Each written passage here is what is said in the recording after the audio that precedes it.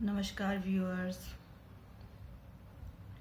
YouTube में ROR की तरफ से आपको सभी को नमस्कार। अभी मैंने एक पोस्ट की थी पीछे मिस्टर आशाराम जी के लिए, श्री आशाराम जी के लिए,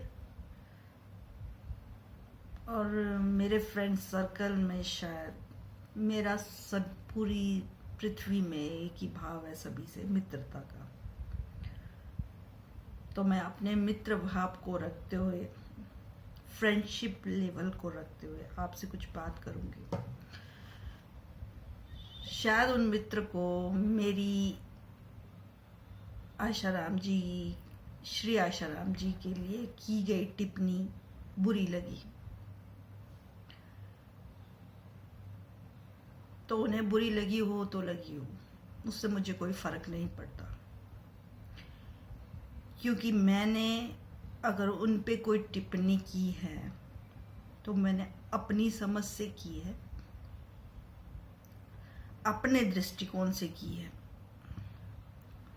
उन्हें उनका अंधा भक्त बनना हो, मुझे कोई ऐतराज नहीं है, और कोई और भी हो उनके फॉलोअर, तो यदि आपको अंधा रहना हो तो उससे भी मुझे कोई ऐतराज नहीं है।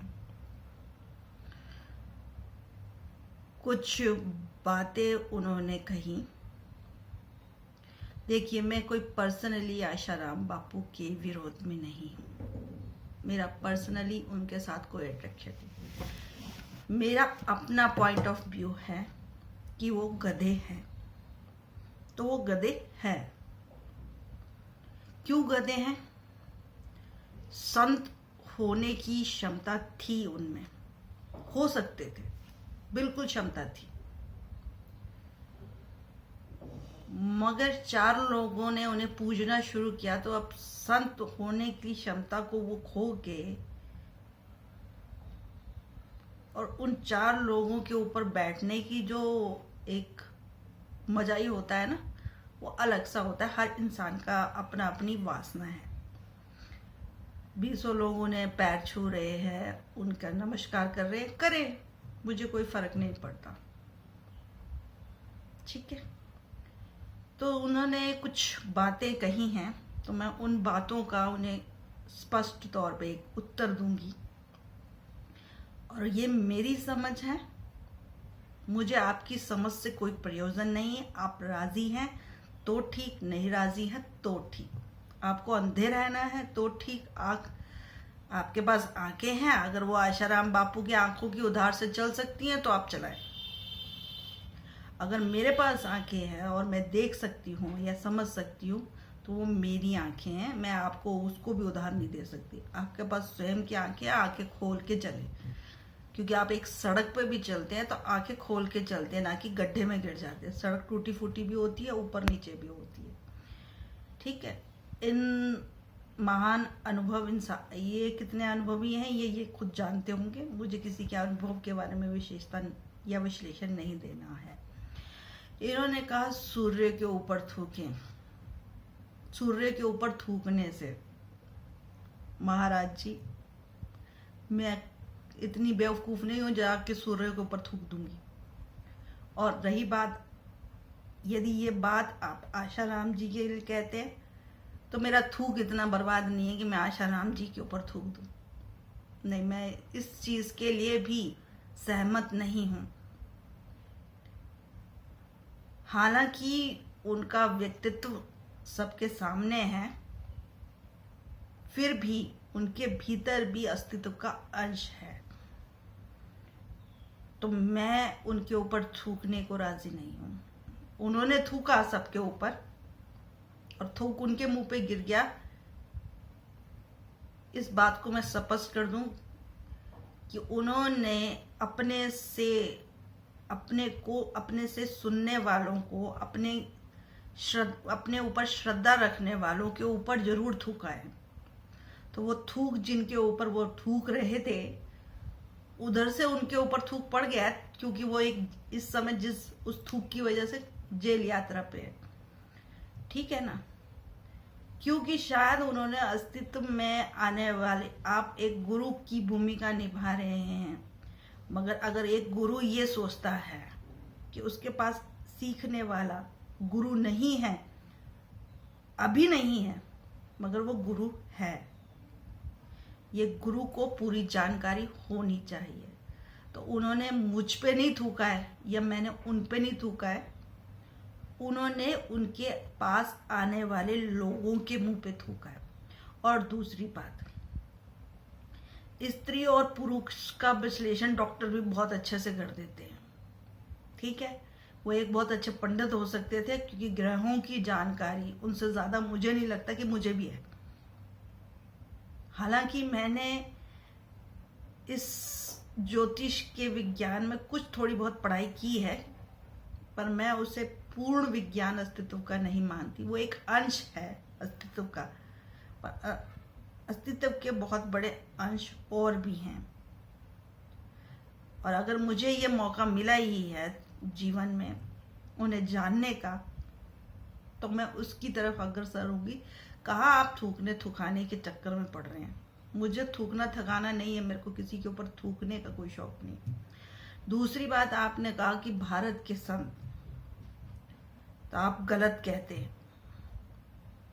भारत कोई स्पेसिफिक संतों का देश नहीं है।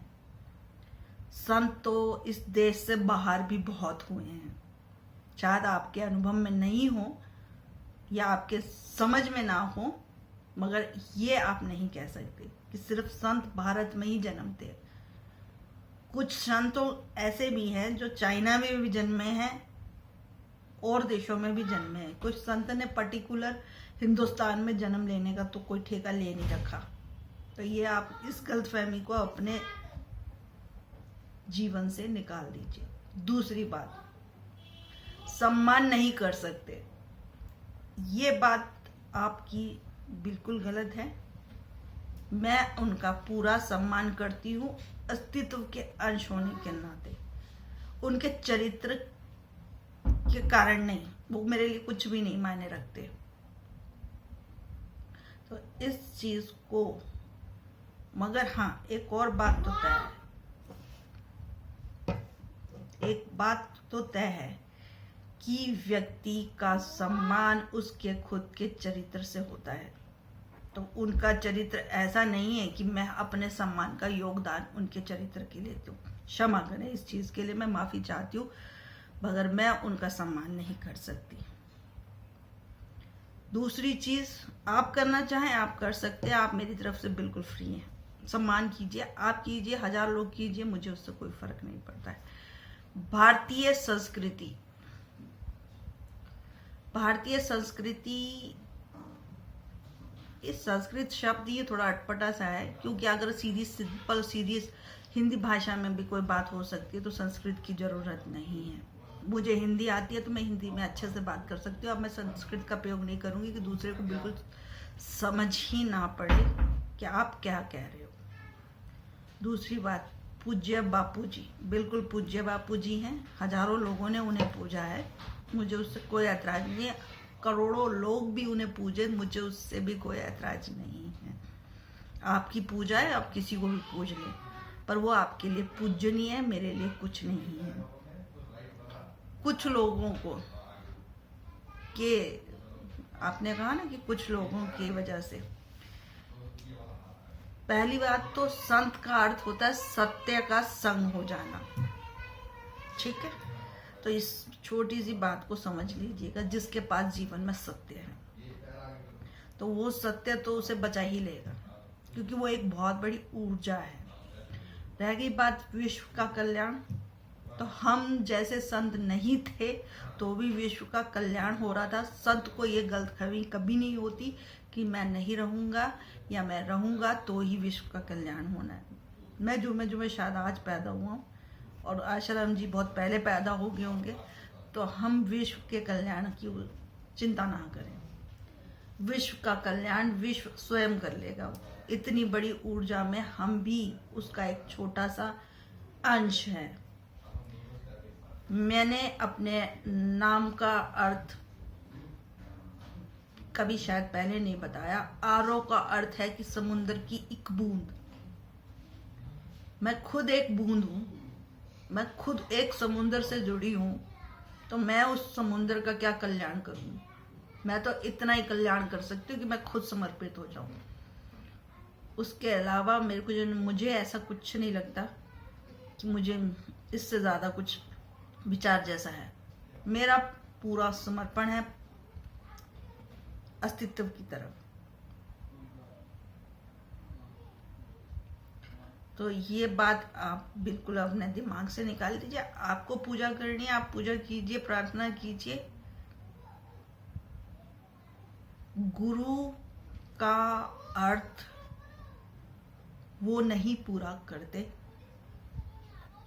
और वो जिस तरह के विश्लेषण और टिप्पणियों से लोगों के साथ बात करते रहे हैं, वो कहीं से भी आपकी सभ्य संस्कृति मुझे ऐसा लगता नहीं है कि सभ्य बात करने के लिए किसी संस्कृति का हमें सहारा लेना पड़ता है। सहज बात की जा सकती है।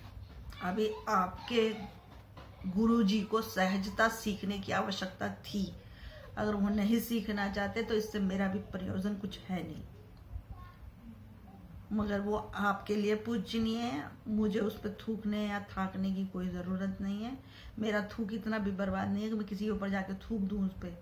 मुझे कोई ऐतराज, मुझे इस तरह की चीज़ों में कोई रस नहीं है। पहले भी मैं कभी किसी इंसान के विरोध में बात नहीं कर रहा हूँ। मैं आप लोगों के अपने हक में और अपने लिए जानने के लिए मेरी बात है। तो अगर इस बात में लेके रह गई बात, मेरे लिए वो गधे हैं, गधे रहेंगे। क्यों? क्योंकि वो मेहनत की जा सकती थी कि उस पद को प्राप्त किया जा सकता था। अगर वो इन जालसाजियों में ना पड़ के अगर वो मेहनत कर लेते तो अपने चरित्र का निर्माण कर पाते। इस चीज का मुझे दुख भी है, और बाद में अंतिम शब्द एक ही कहेंगे कि गधों को कुछ नहीं कहा जा सकता। अब वो जिस चीज में वो रस ले रहे हैं, उस चीज के लाभ और हानि उन्हें समझने ही पड़ेंगे। मैं अपनी बात को यहीं खत्म करती हूँ।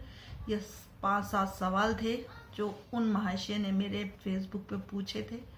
बहुत समय से मैं मेरे पास उत्तर था नहीं, आज मेरे पास उत्तर है, तो वो उत्तर मैंने दे दिया। अब जिसको जैसा समझना हो वो समझ सकता है। धन्यवाद आरू की तरफ से।